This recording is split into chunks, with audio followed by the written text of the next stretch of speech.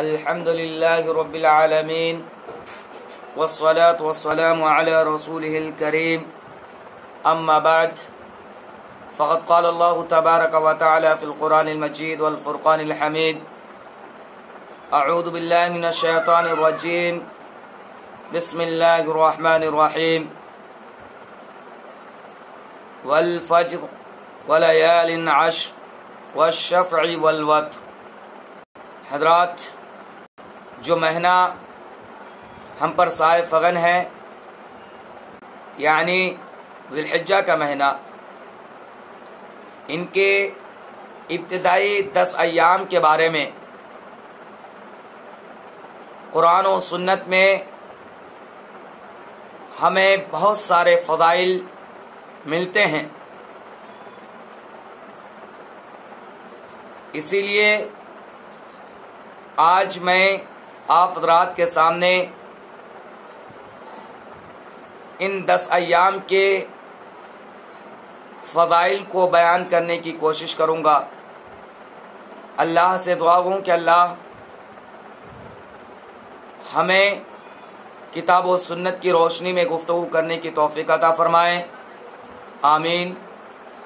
اور ان کے فضائل کو اپنانے اور ان سے بھرپور فائدہ حاصل کرنے کی توفیق عطا فرمائے، آمین. حضرات، ذی الحجہ کے ابتدائی 10 ایام کی جو فضائل قرآن و سنت میں ملتے ہیں، ان فضائل میں سے سب سے پہلی فضیلت یہ ہے کہ یہ 10 ایام دنیا کے سب سے افضل ایام میں سے 10 ایام ہیں. جیسا کہ بزار وغیرہ میں اور حضرت جابر رضی اللہ تعالیٰ عنہ روایت کرتے ہیں کہ اللہ کے نبی صلی اللہ علیہ وسلم نے فرمایا، افضل ایام الدنیا ایام العشر، یعنی 10 ذی الحجہ. حیثمی رحمہ اللہ اور علامہ البانی رحمہ اللہ اس روایت کو حسن قرار دیتے ہیں. جابر رضی اللہ تعالیٰ عنہ بیان کرتے ہیں، کہتے ہیں کہ اللہ کے نبی صلی اللہ علیہ وسلم نے فرمایا کہ دنیا کے اندر سب سے افضل ایام یہ ایام 10 یعنی ذی الحجہ کی ابتدائی 10 ایام 10 دن ہیں. اسی طریقے سے ان ایام کی ایک فضیلت یہ ہے کہ اللہ رب العالمین نے قرآن کریم کے اندر ان ایام کی قسم کھائی ہے. اللہ رب العالمین قرآن کریم کے اندر ارشاد فرماتا ہے، والفجر وليال عشر والشفع والوتر. اللہ رب العالمین نے یہاں پر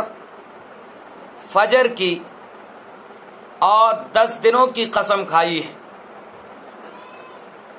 ابن عباس رضی اللہ تعالی عنہما اور ابن زبیر رضی اللہ تعالی عنہما اور مجاہد رحمہ اللہ وغیرہ اس سلسلے میں یہی تفسیر پیش کرتے ہیں کہ یہاں ولیال 10 سے مراد 10 ذی الحجہ کی ابتدائی 10 ایام 10 دن ہیں. اور فجر سے بعض روایات کے مطابق یوم النحر یعنی جس دن ہم اور آپ قربانی پیش کرتے ہیں، ذی الحجہ کی ابتدائی 10 ایام کے 10ویں دن کی صلاۃ فجر مراد ہے. اسی طریقے سے ان 10 ایام میں اللہ رب العالمین نے یوم عرفہ رکھا. یوم عرفہ جس دن اللہ رب العالمین اپنے بندوں کے دعاؤں کو قبول فرماتا ہے، اور اس دن کی دعا کو سب سے افضل دعا قرار دیا گیا ہے. اور اسی طریقے سے یوم عرفہ کو یعنی 9 ذی الحجہ کو اللہ رب العالمین نے دین اسلام کی تکمیل فرمائی ہے، جیسا کہ اللہ رب العالمین قرآن کریم کے اندر ارشاد فرماتا ہے الیوم اکملت لکم دینکم واتممت علیکم نعمتی ورضیت لکم الاسلام دینا۔ اسی طریقے سے ان ایام کی تیسری فضیلت یہ ہے کہ انہی ایام میں اللہ رب العالمین نے یوم النحر رکھا ہے، جو کہ سب سے افضل دن ہے۔ مسند امام احمد بن حنبل، سنن ابو داود وغیرہ میں اس سلسلے میں روایات موجود ہیں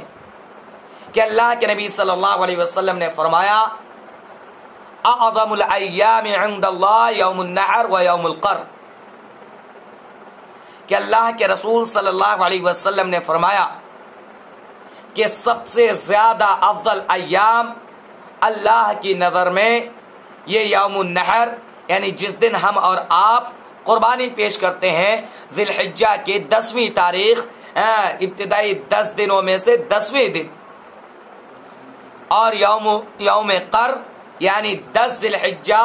جس دن ہم اور آپ قربانی پیش کرتے ہیں، یہ یوم النحر مراد ہے، اور یوم القر سے مراد 11 ذی الحجہ جس دن حجاج کرام مینا میں ٹھہرتے ہیں۔ یعنی سب سے افضل دن پورے سال میں یوم النحر، اور سب سے افضل ایام، سب سے دنوں میں سب سے افضل ایام یہ 10 ایام یعنی ابتدائی 10 ایام ہیں۔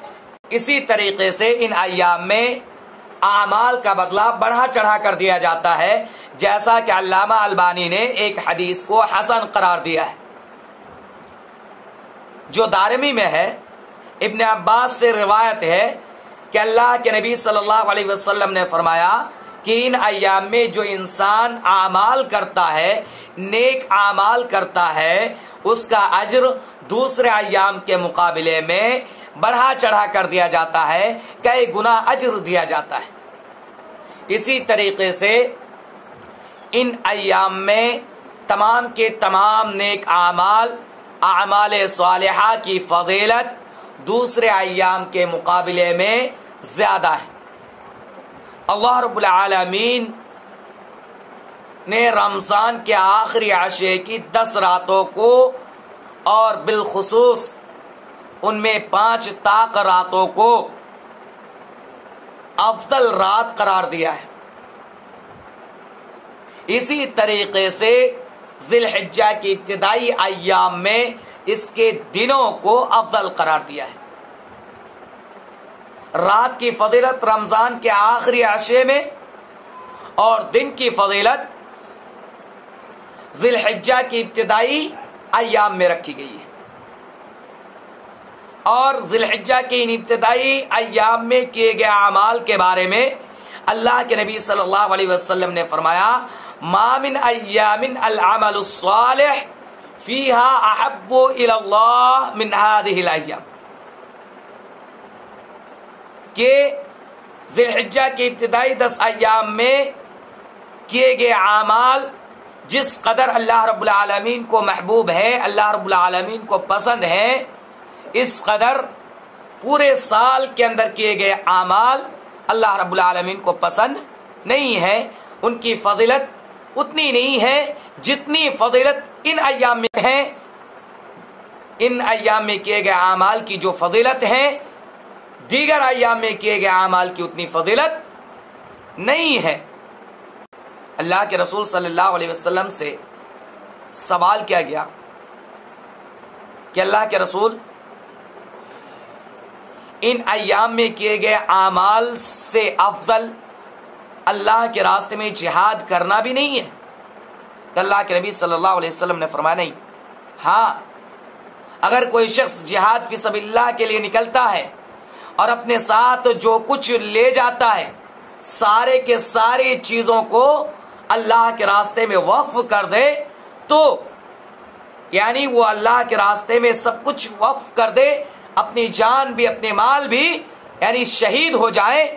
تو یہ اعمال ان دنوں میں کیے گئے اعمال سے افضل ہو سکتا ہے۔